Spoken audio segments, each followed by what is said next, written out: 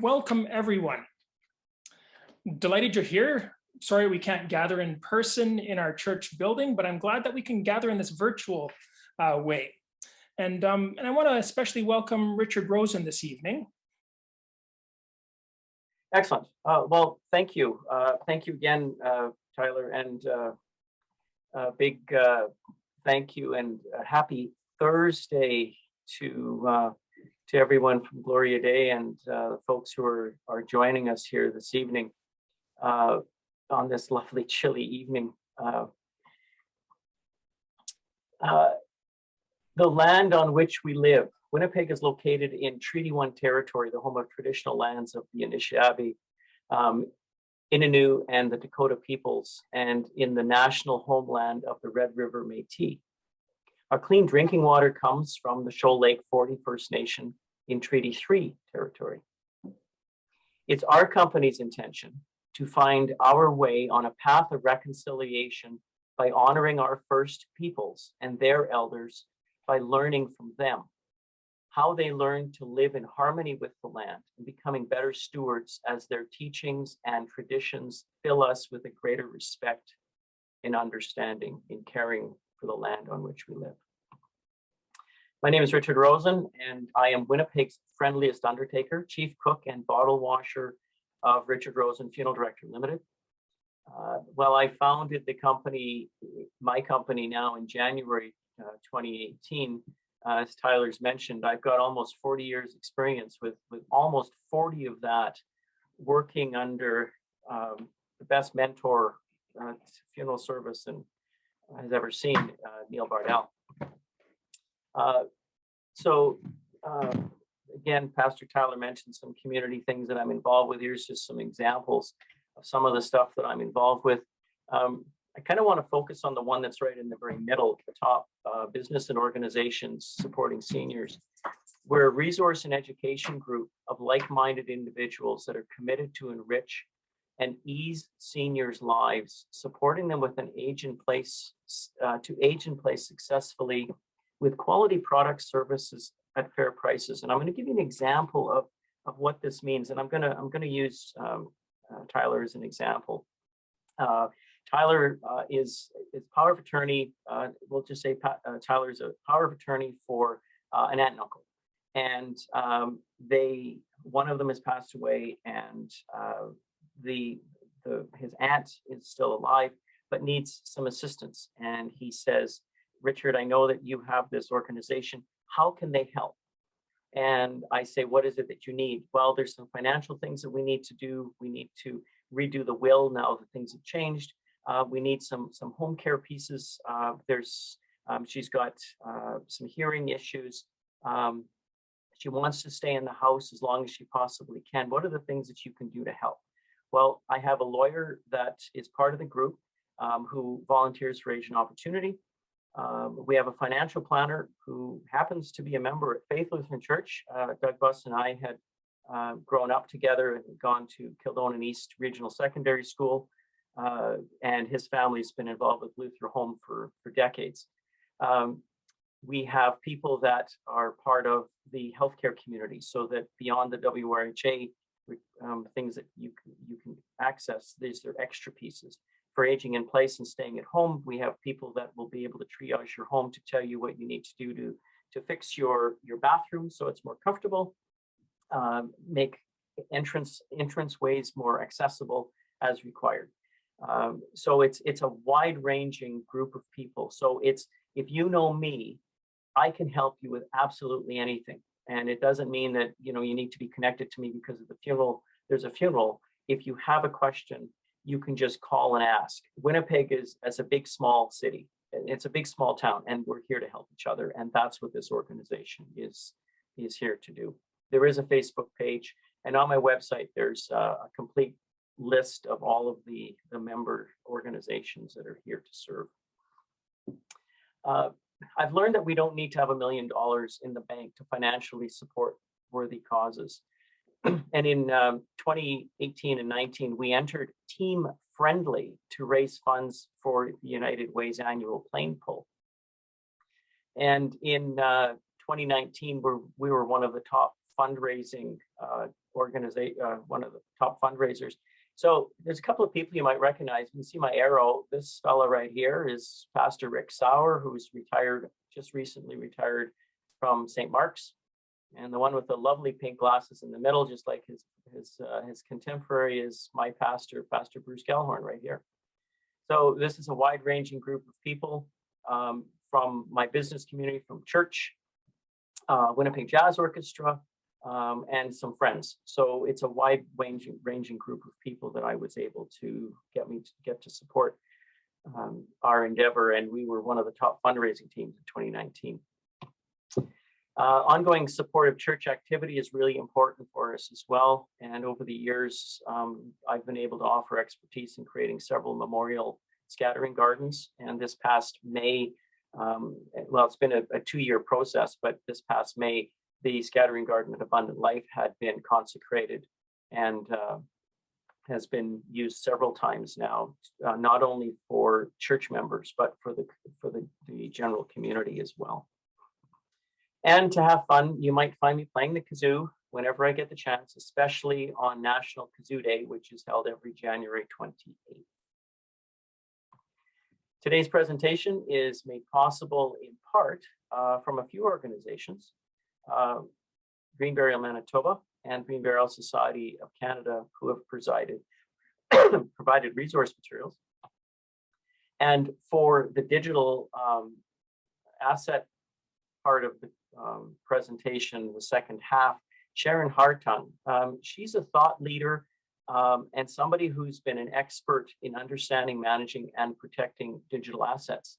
Sharon and I have been working together for well over 2 years now in a new tech sector of digital asset management, estate planning, and other related topics. This area is really starting to grow a lot more than it had. Lawyers are beginning to understand the importance of digital assets and understanding what it means to be able to explain to an executor that, as the book title says, it's a digital undertaker. And that's exactly who you are if the person that you're having to take care of has an online presence, whether it's a Facebook page, a Netflix account, or anything else for that matter. So today we gather and to learn and to share. I believe it's absolutely essential to share knowledge and to be a reliable resource to educate and bring awareness. Tonight we're going to delve into green burial and how this growing movement is making a positive difference on our environmental stewardship and our legacy. What we're going to learn tonight is what green burial is, what is fact against what is fiction, the current trends, how to learn more, and how you can help. We're also going to learn about and learn and journey the new path of our lives as we consider our digital world and what it means for estate planning and preparing your will. We're going to define what a digital asset is. I'm going to give some examples of what they are. What do you got to do with them, and how do you protect them?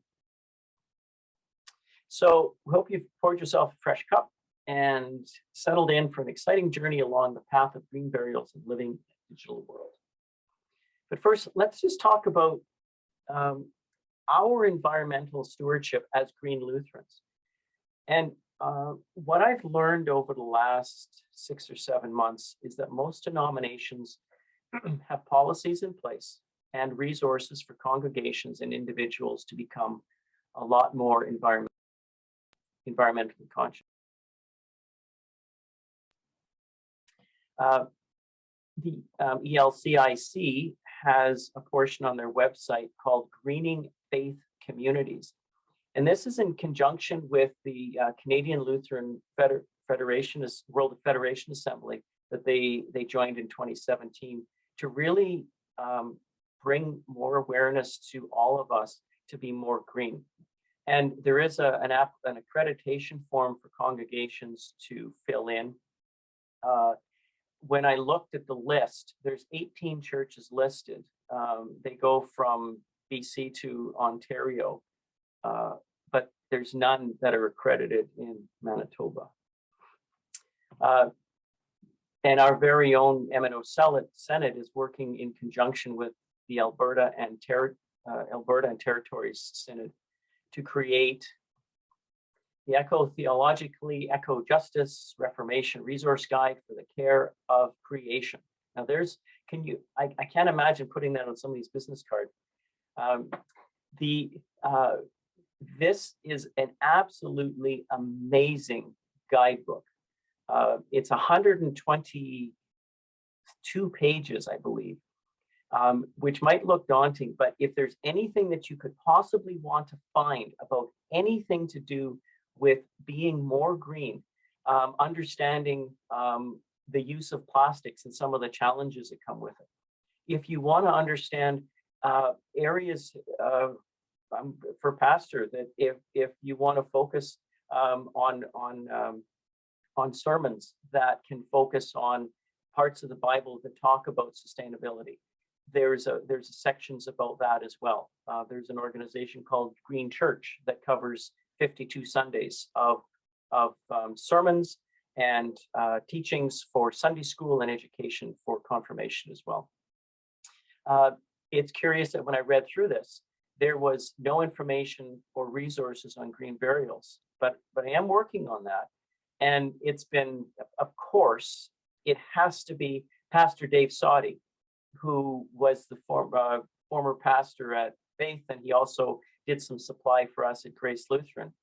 He's the curator of this, and now he and I are working together to create some resources on green burials and updated versions of this guide. The guide apparently is anticipated to come out quarterly so that it's kept timely.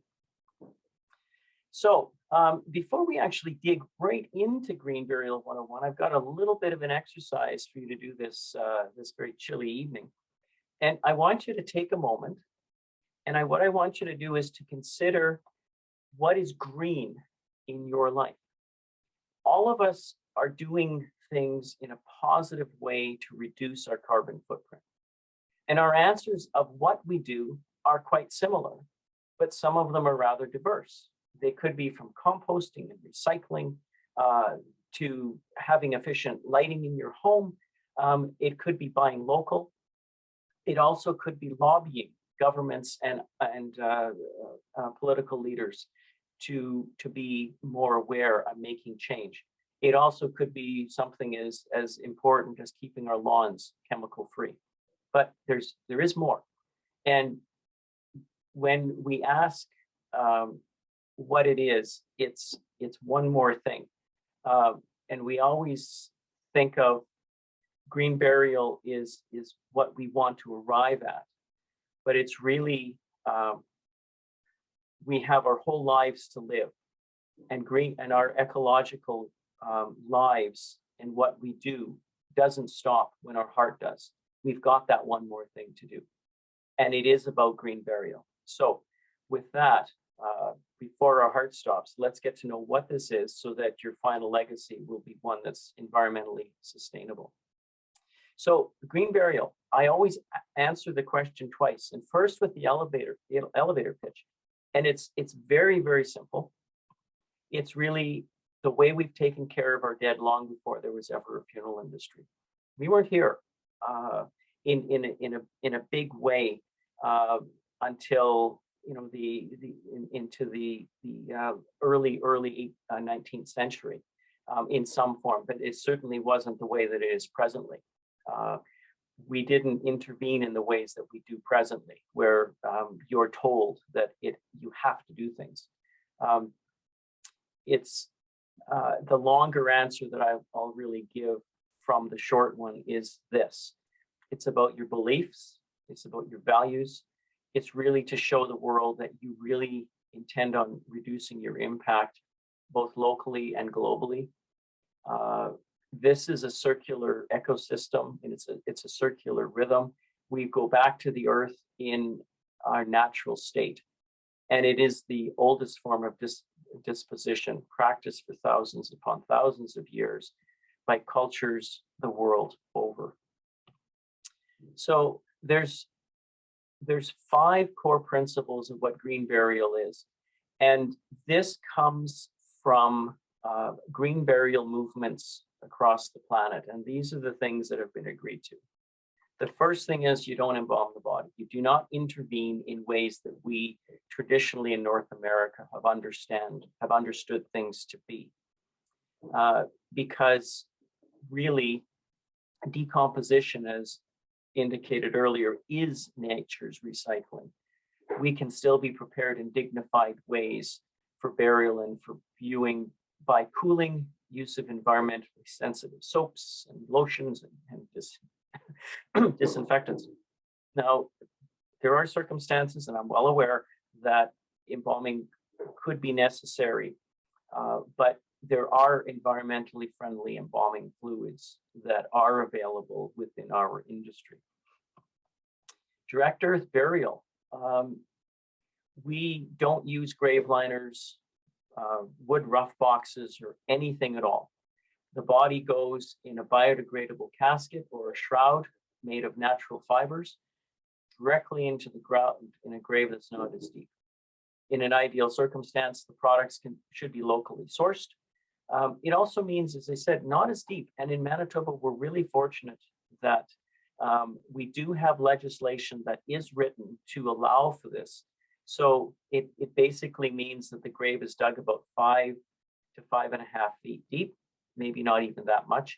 It means that from level ground down to where the body is, it's about 3 feet. That's the legislated rule.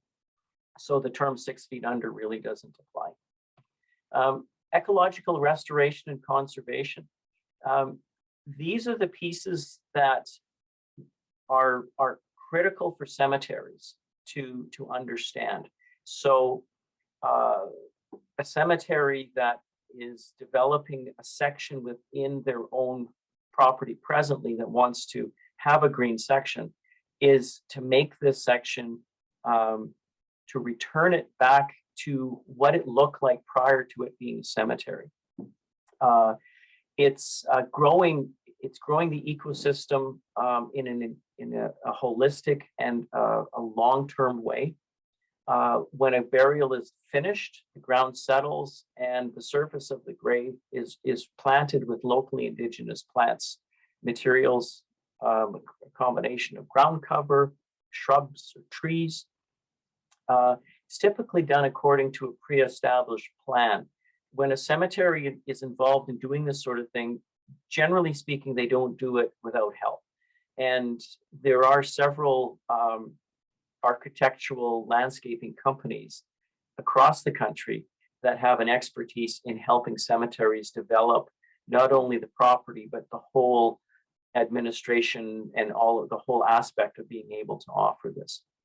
This is perpetual, so that this is never repurposed, and it stays as a natural ecosystem forever. There's no row upon row of monuments. You have a communal memorialization, which could be naturally sourced materials and 1 or 2 locations strategically placed, and the names of the people there are memorialized. But really, the main premise about a green burial cemetery is that the whole cemetery becomes the living memorial to the people that are interred there. And to be really careful to optimize the use of the land. It means that minimal installation of infrastructure as far as buildings for storage of equipment and sort of things. Temporary roads are put in at the furthest points of the property and worked your way back so that the roads are converted into graves. And being very mindful of grave sizes, because we're not considering using big caskets in the traditional sense in vaults, so the graves don't have to be as big. These are some examples. Biodegradable caskets. If you Google biodegradable caskets or green caskets, you'll find a bunch of stuff. You'll find caskets like this that are woven. You'll find burial shrouds. Like this is very, very simple. Somebody has just done this on their own, and the person is just placed on a simple carrier. There are shrouds that have handles built into them. These things are more wrapping a person. Well, who do we know that was wrapped in a shroud, placed in a tomb? that's where we come from. And that's, if it's good enough for Jesus, it should be good enough for the rest of us. That's my thinking, at least. There's a sermon in there, there's got to be. So, well, shrouds are designed with carrying handles, and there are caskets available. This is a carrying tray that's been developed by Rick Cornelson Zerby, the village casket maker here in Winnipeg. He and I doodled this together on some paper in his kitchen in Fort Rouge, and this is what we've come up with. It's all natural. It's tongue and groove and doweled. He even made his own glue, fish glue.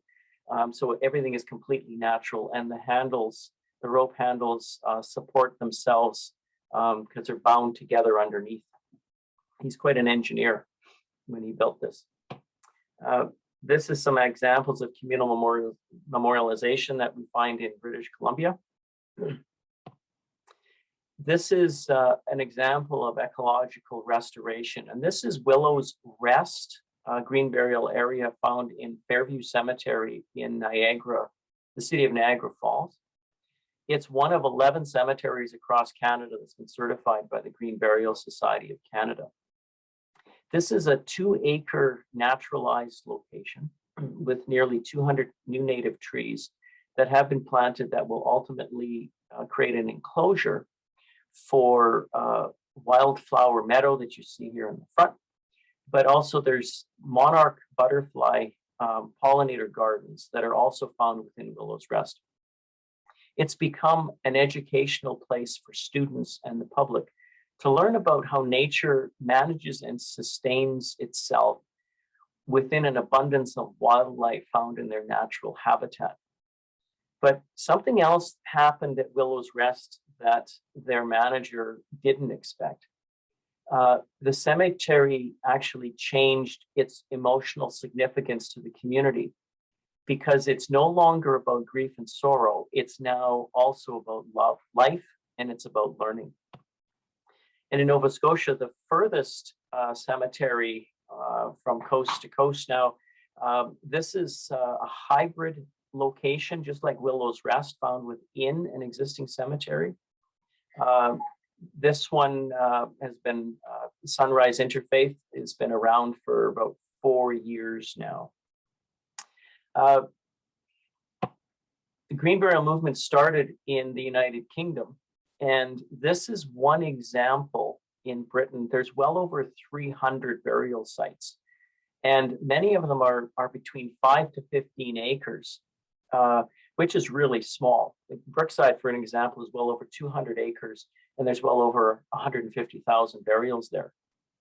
South Downs is really unique because it's not just a cemetery, it's a whole sustainability center, and it's a school, it's a place for school day trips, it's a forest school, they teach bushcraft, there's an eco lodge in there, a campsite, there's other events, there's a cafe for vegetarians.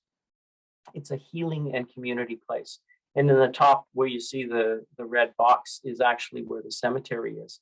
So it's on existing property, and they've placed the cemetery in. So you spend the time learning from one end of your life experience right to the end about your environmental footprint. And this is how they do the interment. So they dig everything by hand because they're not digging so deep. They dig 3 feet, and that's it. They do not allow caskets, so it's shrouds only. And they do not allow markers, but these folks have taken some branches, and they have just placed them in a nice way on the gravesite so they know where it is.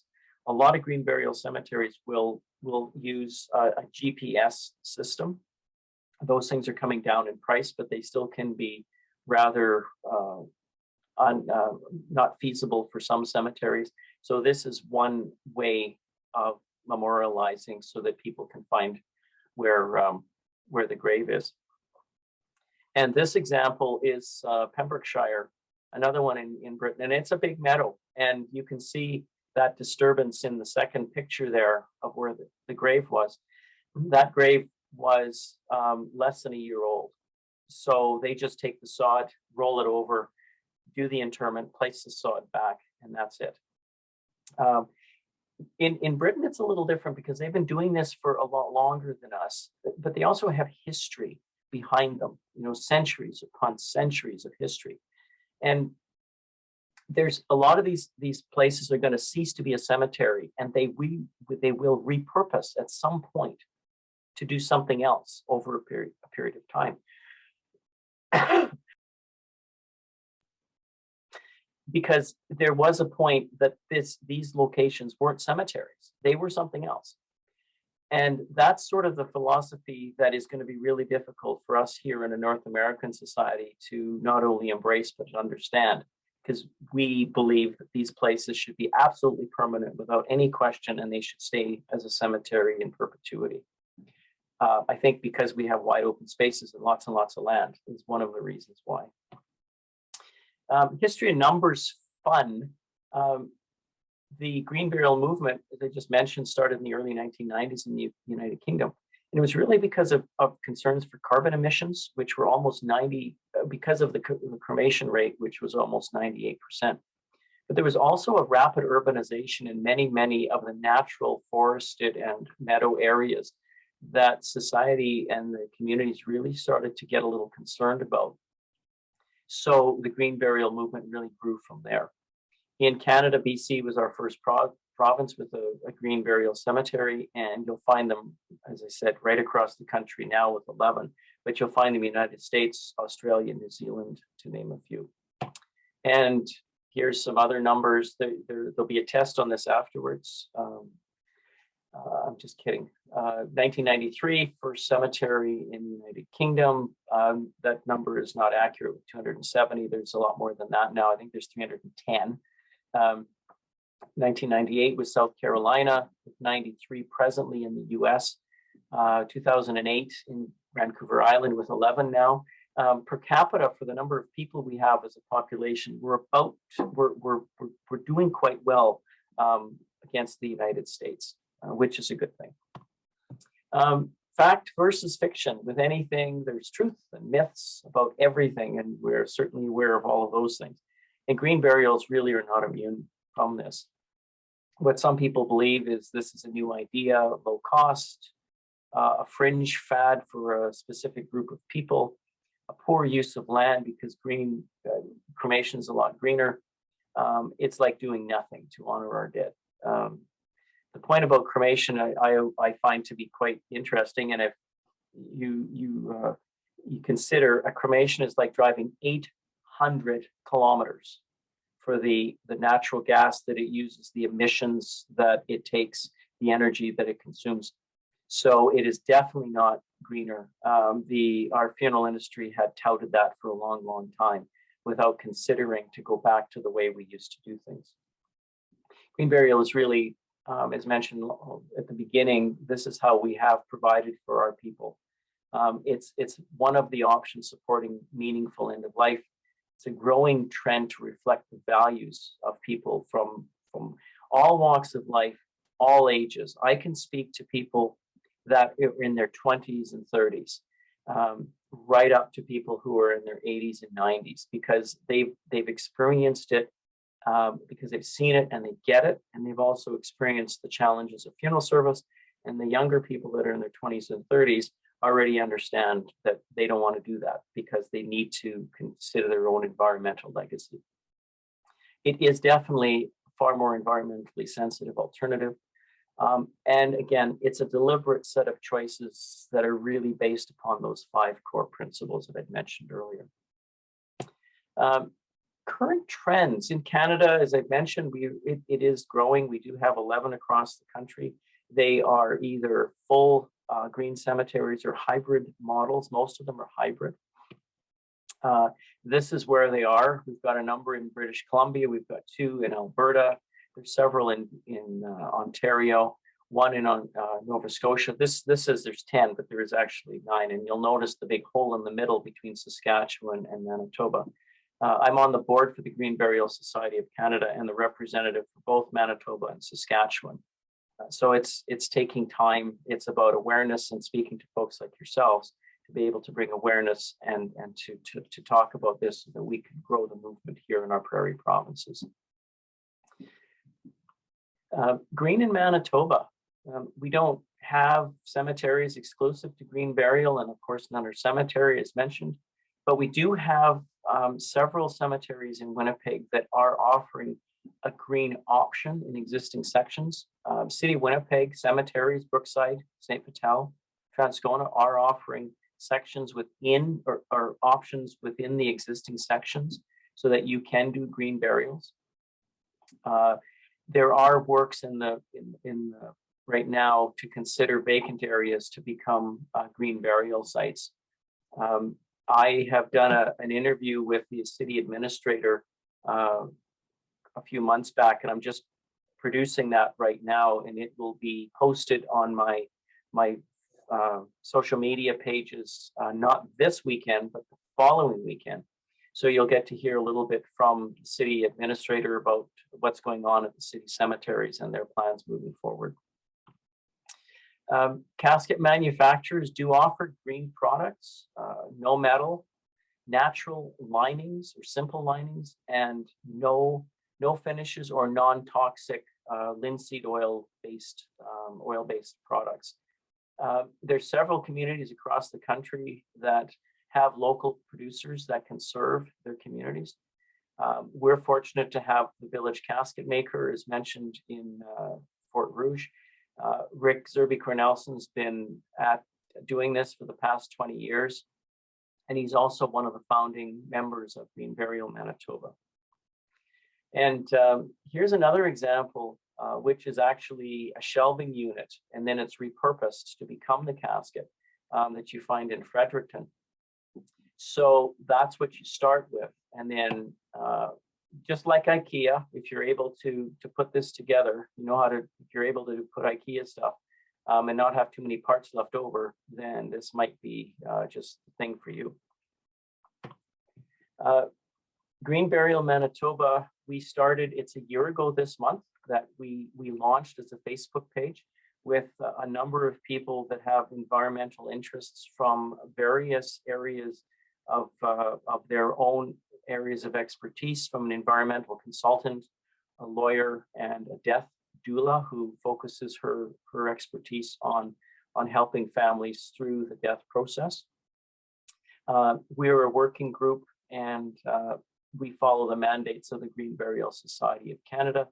And what we really focus on right now is to collaborate with living environmental organizations, so that not to be in their face and say, you got to tell your people about us and the dead people and how to take care of things. Just to quietly say, oh, by the way, can you put something on a web page of yours just to say environmental legacy, and let people just see what that is and give them some options to be able to start talking and have start those conversations. Learning more. There's a number of links that I've given to Tyler that he'll share out with you later. I tried to put them in the chat, but the link itself doesn't go over. So I've given that, but these are some of them. And the Green Burial Society of Canada, Green Burial Manitoba, as I said, is a Facebook page. Green Burial Nova Scotia, they host a Green Burial Cafe the last Wednesday of every month, 10 o'clock our time. And you'll meet just average folk, just like all of us here this evening, just curious, wanting to ask questions. You'll meet, last Wednesday was people from Kentucky, New Mexico. I've met people from Australia. I've met people from England. And it's an interesting conversation. Village casket maker, Fiddlehead Caskets. The Green Burial Council is the United States body with a lot of good resources and information there. Or simply Google Green Burial and you'll be surprised at of the information that you'll find. On my website, there's a lot of good information there. And on my YouTube page, I've done a lot of interviews with people involved with Green Burial, whether it be funeral directors that I've gotten to know that are on the Green Burial Society board, and others as well. How can I help? These are big conversations, but they can be very, very simple. And it's really to start by thinking, what do you want to do? What's your green legacy? What is it that you'd like to do? What after you've thought about it, what you don't want to do, and consider that. Volunteer to support some of the Canadian organizations, or just follow what they're doing. You'll find some really good information about what's going on. You can attend seminars, ask lots and lots of questions, follow Facebook things if you're doing that. There's a lot of good information out there.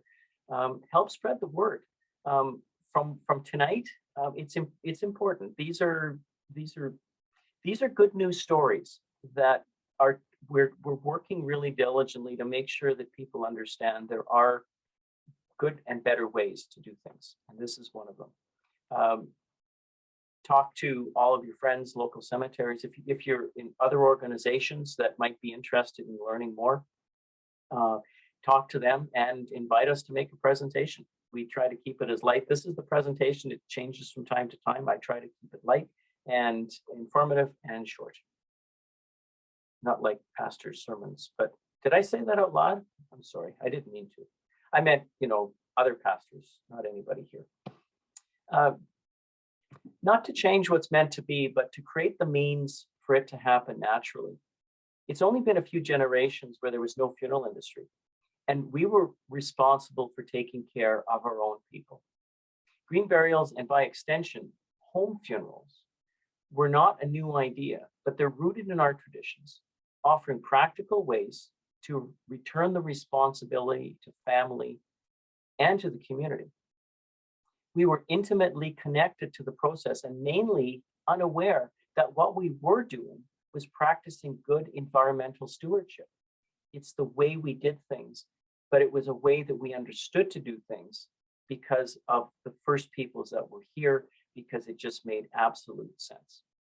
In today's world, the funeral industry has impacted our lives in ways both beneficial but also harmful. The Green Burial Movement seeks to address these impacts and return society to our roots of good environmental stewardship. So we're going to leave the questions for now. I see that there's some stuff happening in the chat box, which is good. We're going to do something I'm going to call it now for something completely different. I'm going to take a pause for a second and clear my throat and have a quick drink of water.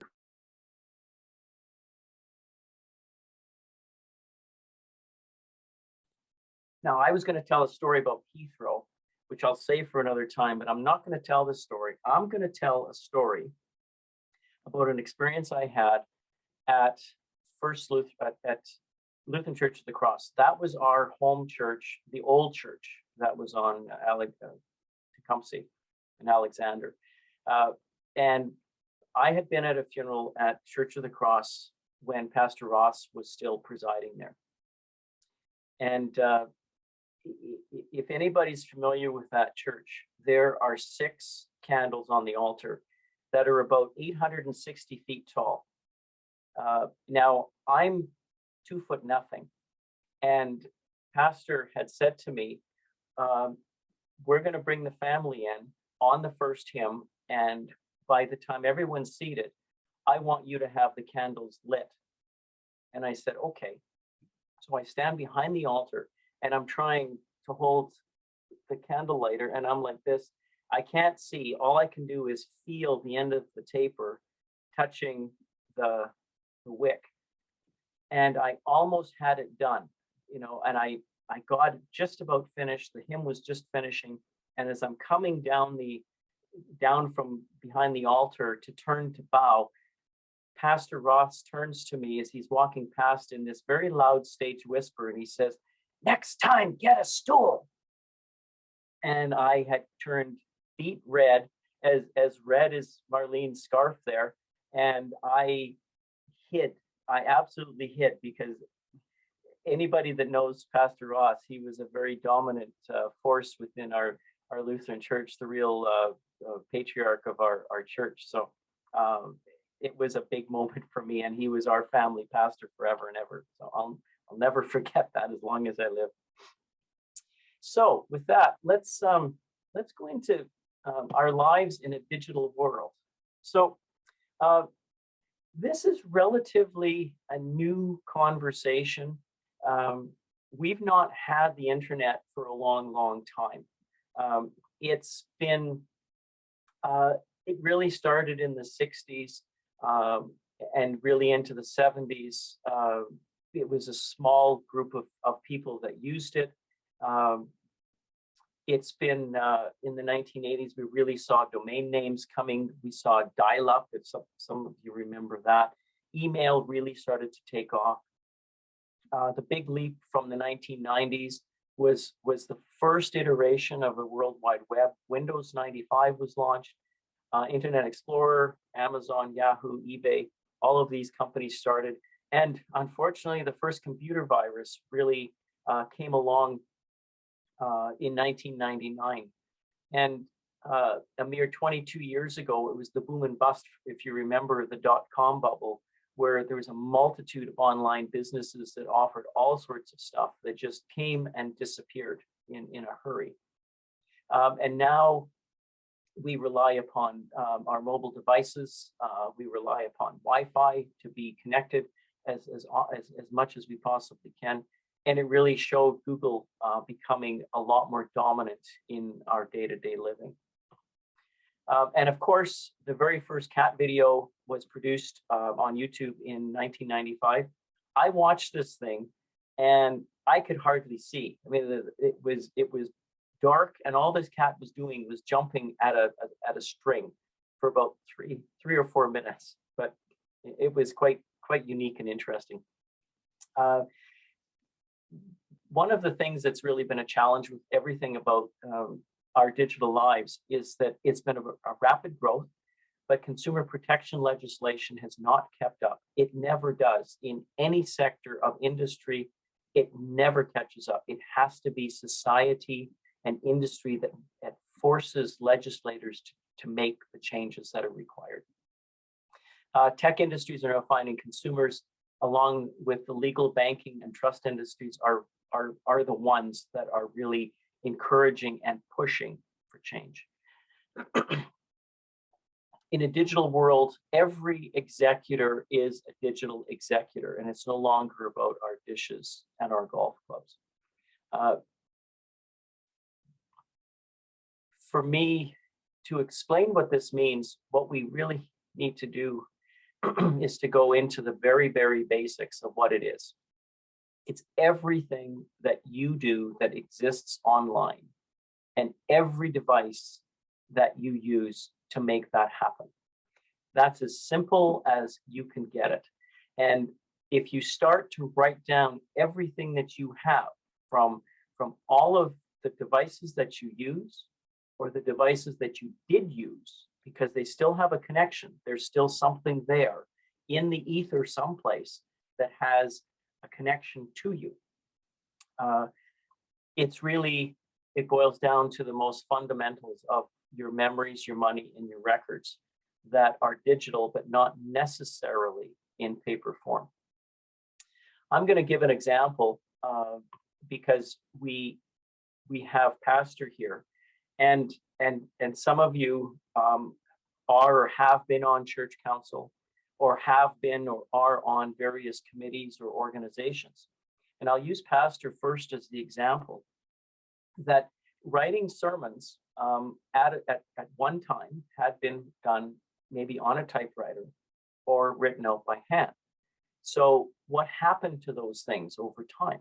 What did pastors do when they retired? Or what did they do when, what did they do in their estates to say, I want these sermons to be placed here in a repository, or give them to Synod, or do something. But now they're digital. So what does that mean? Maybe some of them, pastor will say, well, they did what they needed to do. There wasn't anything significant in my eyes that I want to keep. I'll just delete them. But as a pastor and as leaders within our church communities, we also hold on our computers sensitive information. We have members' records, we have financial records, we have there could be other sensitive information there. We have minutes, we have reports. There's information that on my computer realistically does not belong to me. I am a temporary custodian of that information. And my executor is going to need to know what should happen to that information. Basically, when I'm finished my terms, I will keep some things, I will print absolutely important things, and I will delete the rest because it is no longer relevant or pertinent. I don't have to report to anybody. There isn't any pathway for that to happen. I'm only doing that myself as a steward to know that I should do these sorts of things. We all have a digital footprint, and that's one of them. If there's other things, the applications that we click on our phones or other devices, everything that does from monitoring heartbeats to navigating an easy route to subscriptions, cloud services, cryptocurrencies, finances that are your online banking and medical records, emails, reports, documents. During pandemic times, right now, maybe you started a small hobby or a small online business. And as I've mentioned, receiving reports and organizations, those are all digital assets as well. For people in business who are, or if you know people in business, it's about websites and domain names. It's about security networks and firewalls, client access, point of sale and transaction records, and online accounting. This has become really critical during COVID times because, as you're probably aware, a lot of businesses have sent people home to work. And the networks were never designed. They're designed for maybe 3 or 4 people.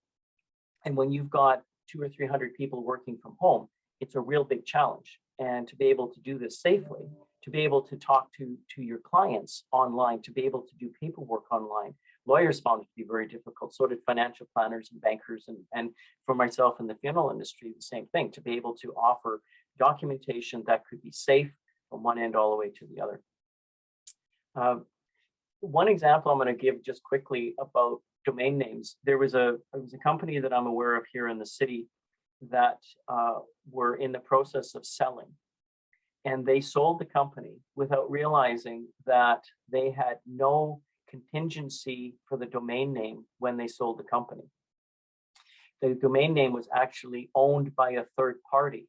And that happens quite often, that you have an IT company that does your work, they get your domain name, and it's not less, you don't own it, it's somebody else. And when this company sold, there was no way legally to transfer the domain name, which meant that the company that took over had no access to the records, to the email addresses of the clients that they were hoping to continue.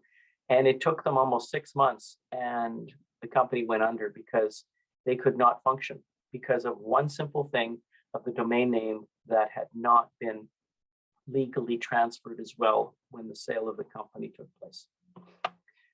Every device that controls your presence online.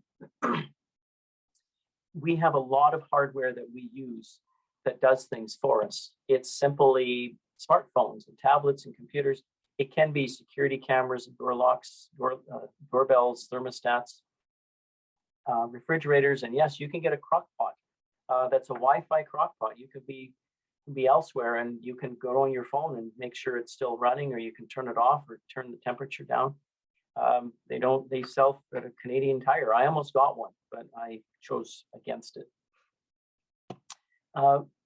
If I were to be an executor of yours, I might have a vague idea of what you do online because you might have told me some things. I might be connected to you on Facebook, or we could have some interactions together.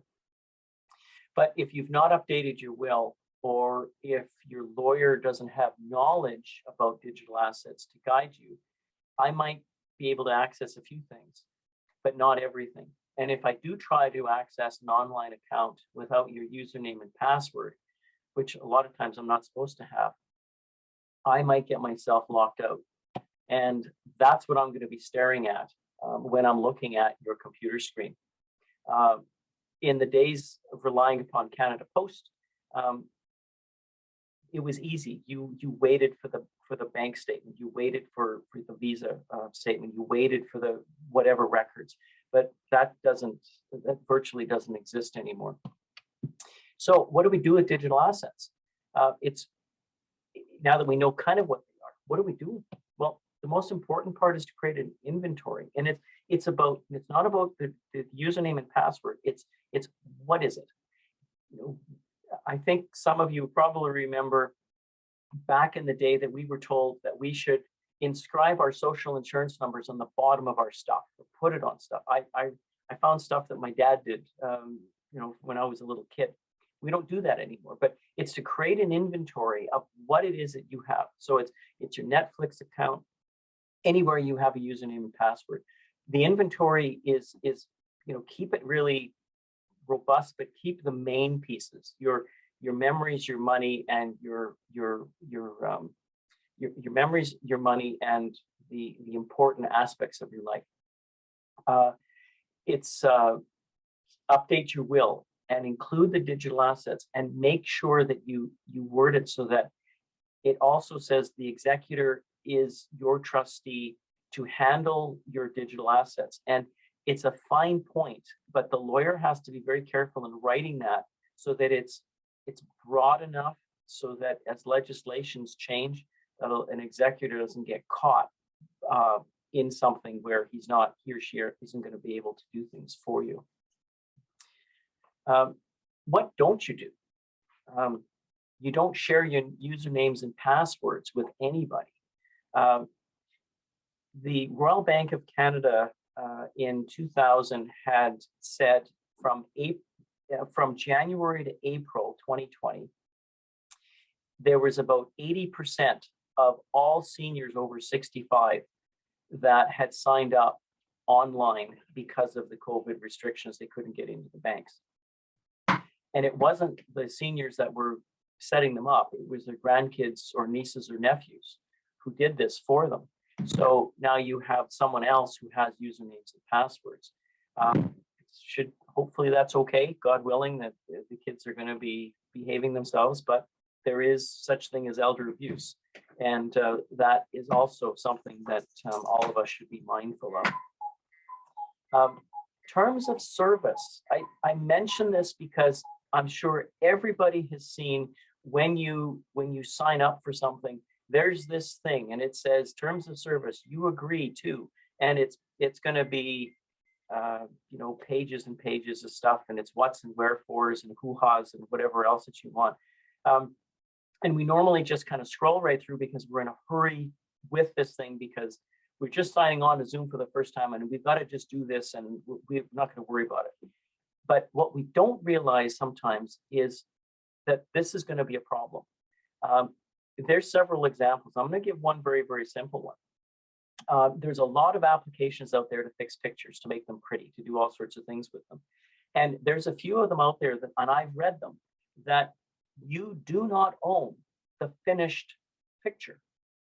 They own the picture. So, and if you cloud it to them so that you don't even keep it on your computer and you store it on a file that they have, if something happens to you and you want to go get that picture, you can't. If I'm the executor and I go to whatever application this is, they're not going to give me the picture because it says in the terms of service, they own the picture. You own the original picture, but they own the other one. And these are things that are important. And of course, it's difficult because we're not going to read these things. And they don't expect us to, which is a problem. In 2020, there was a woman from Ontario that had fought Apple to access her husband's iPad. He was dying of cancer and he was recording his journey, but because his condition worsened so quickly, he could not give her the password to the iPad.